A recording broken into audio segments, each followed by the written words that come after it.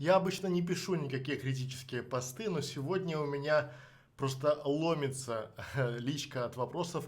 Покажи какой-нибудь сайт, на котором ты ищешь информацию о грузинских ресторанах, о грузинских курортах, о грузинских гостиницах. И это должен быть не сайт какой-нибудь Google Maps или Яндекс.Карты, а просто какой-нибудь каталог, аналог российских сайтов.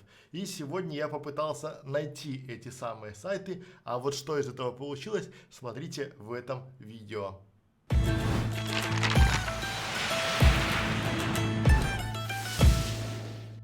Итак, я пошел по пути наименьшего сопротивления, зашел, у нас есть группа «Грузия. 100 вопросов, как приехать остаться», и в этой группе задал вопросы тем, кто у нас участвует, и пошел по другим различным группам в Фейсбуке спросить у русских экспатов, где они чаще всего ищут информацию.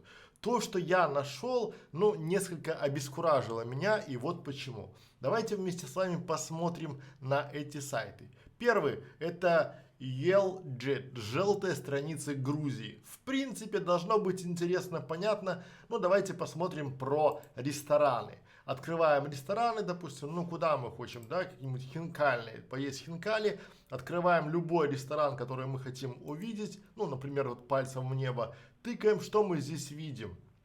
Есть, допустим, некое, скажем, название, некие услуги, какая-то фотография скудно непонятная, какая-то карта, ну и все. Здесь у этого ресторана есть сайт, можно перейти, но опять же сайт очень часто либо на английском, либо на грузинском. Все, на этом заканчивается. То есть таких с большего интересных каких-то там каталогов мы не обнаружили. И здесь очень и очень скудная информация. Ну, вполне себе этот формат такой, что здесь владелец этого ресурса просто заплати деньги, тогда мы тебе. Но опять же здесь найти что-то толковое, что-то интересное, такое, чтобы вау, это же ресторан, это впечатление было не то что тяжело, было невозможно. Второй сайт, который я нашел, это Грузия Про. То есть здесь курорты Грузии, но, друзья мои, что здесь мне не понравилось? Опять же мы заходим, я не понял с самого начала.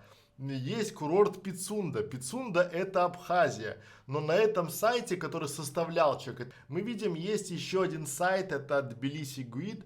Это сайт, наверное, официальный сайт. Видите, и тут опять есть либо грузинский, либо английский язык. Здесь с большего есть какая-то информация. Опять же, она, ну, мягко скажем, не совсем актуальная. Почему? Потому что многие статьи, которые здесь датируются, они датируются почему-то лишь там 18-м годом, 19-м годом. То есть он, если обновляется, то просто обновляется в верхней части экрана. Дальше. Есть ассоциация сертифицированных гидов Грузии. Ура, сказал я, и вот сегодня я уж найду себе, куда поехать, с кем поехать, почитаю отзывы, но казалось бы, вот здесь есть и спонсоры, есть и все там информация, но когда мы заходим, допустим, не знаю, куда-нибудь там маршруты, начинаем читать условно, ну просто пальцем в небо, видим лорем ipsum. То есть видим просто какую-то рыбу, то есть сайт сделали якобы, но информация на нем даже не заполнена. То есть это просто шаблонный текст, он такой везде. Лорем Испум это везде, везде, везде. Видите, и здесь Лорем Испум. То есть это в принципе просто люди написали. То есть есть ли доверие к такому-то сайту, если здесь у них даже не хватило, то есть спонсоров поставить они поставили, наверное, даже деньги получили, но, друзья мои, Грузия это туризм, это места, и это если ассоциация сертифицированных, непонятно как кем сертифицированных членов, то здесь, опять же, непонятно почему до сих пор этот сайт не заполнен. Следующий сайт, который я нашел, это Info Тбилиси. О, чудо, сказал я и начал искать информацию. Опять же, давайте куда-нибудь зайдем. Салоны красоты и здоровья. Переходим сюда и видим, что здесь, ну, друзья мои, два салона красоты, два Это на все Тбилиси, ну, очень и очень интересно. Ну, или, допустим, ночные клубы. Ночные клубы, один есть XO Strip Bar. Больше ничего нет, да, и если мы нажмем сюда, то информация об этом стрип-баре, ну, скажем, мягко скажем, ну, вы сами видите. Завораживающая фотка и больше ничего. Дальше переходим в Elite Travel, то есть то же самое, то есть вот есть на русском языке Elite Travel, кажется, вот казалось бы, ну люди позиционируют себя как средний плюс, либо там Elite Travel, или там путешествие там для элитарной там какие-то там туроператор по Грузии, не турагентство, а прям туроператор. Но если мы опять заходим там, не знаю, давайте гостиницы, да, опять же заходим в Батуми, условно, я начинаю смотреть, и, допустим, вот я знаю точно, что я там был, жил, Гранд Глория, классный отель, офигенный отель, мы просто смотрим, просто пальцем в небо, и видим, что даже текст на этом сайте просто снесен с booking.com.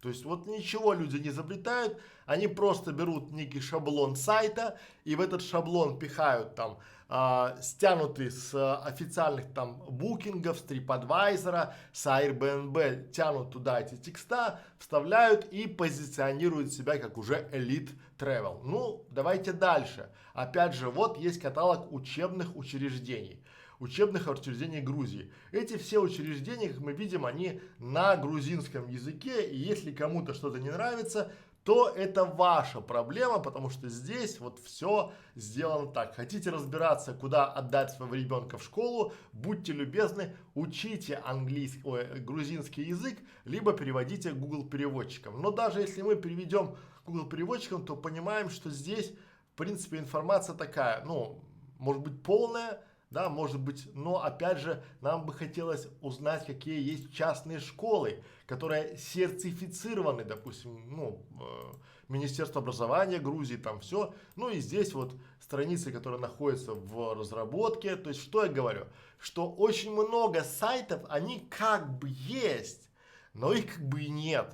И вот совсем непонятно, или, допустим, эти сайты есть, на чисто грузинском языке. Но опять же, видим грузинский и есть английский. То есть вот есть два языка, третьего не дано. Есть, конечно, сайт интересный, который сделан что-то типа наподобие Авито. Это там Мумаркет, у них там есть Мухом, вот целая там группа сайтов, она интересна, но опять же здесь вся история очень и очень скудна, там, да, вот информация о товарах, люди ленятся заполнять информацию о товаре, все, что вы можете увидеть о чем-то, даже в VIP-объявлении, это будет просто тупо какая-нибудь фотография непонятного, что это, как это, где это, и все, опять же, даже если вы в русской версии находитесь, видите, здесь описание продукта, оно почему-то на грузинском, да, вот здесь так это работает. Ну и есть нормальный сайт, это TTG, и в принципе он на грузинском либо на английском языке.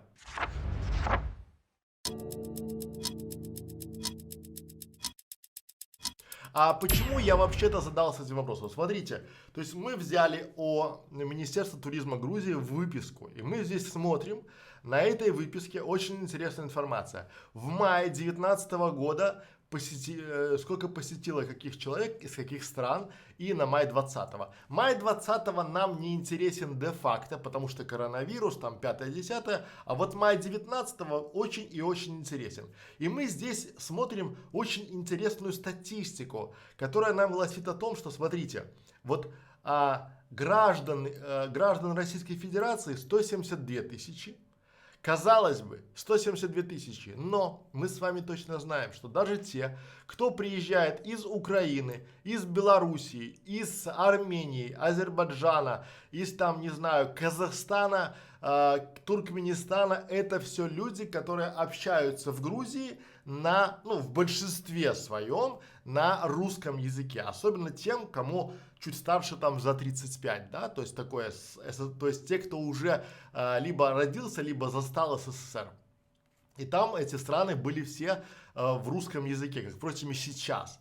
И вот мы видим здесь простая элементарная статистика. 427 тысяч человек в принципе посетила Грузию, то есть почти 500 000 человек посетила, говорящих на русском языке.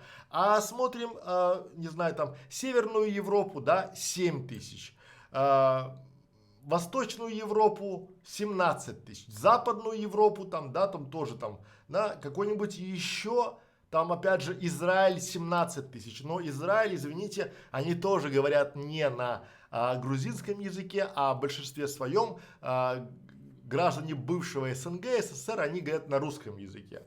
Ну и Америка, которая нам тут пытаются там рассказать, показать, да, это все там 5 тысяч рублей, говорю, 5 тысяч человек, там 12 тысяч, 22, ну несравнимо с 500 000. И вот у меня вопрос. Если это официальная статистика и посещаемость Грузии, великолепной, красивой, доброй, теплой, вкусной страны, огромная среди русскоязычного населения, то почему сайты такие убогие?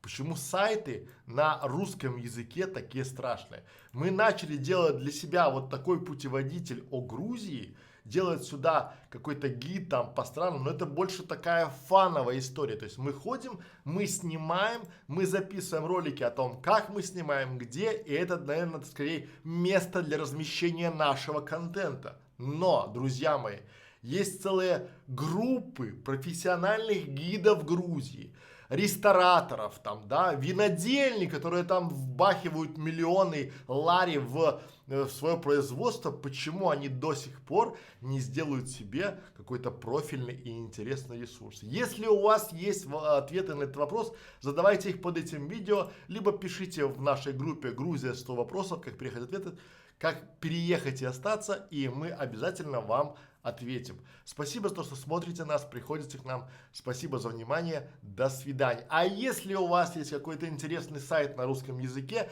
обязательно поделитесь им под этим видео. Спасибо. До свидания.